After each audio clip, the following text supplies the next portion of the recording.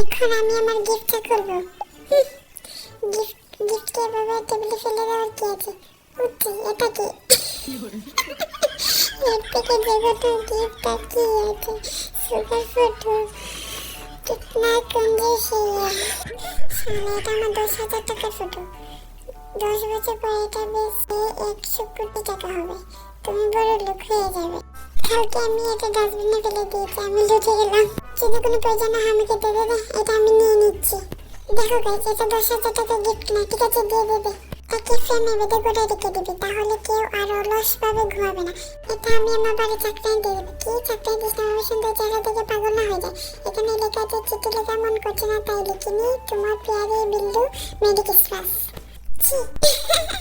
এরকম বন্ধুর জন্য আমি আমার আঙ্গুল স্যাক্রিফাইস করি না, এজন্যই চিঠিটা লেখনি। যাই হোক, এই ফটোতে ইঙ্কুকে খুব সুন্দর দেখাচ্ছে। এই ফটোর জন্য আমি এইভাবে পোজ দিয়েছি। বিনু ভাই, আমাকে একটু দেখাও তো। আমার ফটো দেখার জন্য সবাই বেঁকে মরে যাচ্ছে কেন? এই ফটোতে তো আমার বিলু অনেক সুন্দর লাগছে।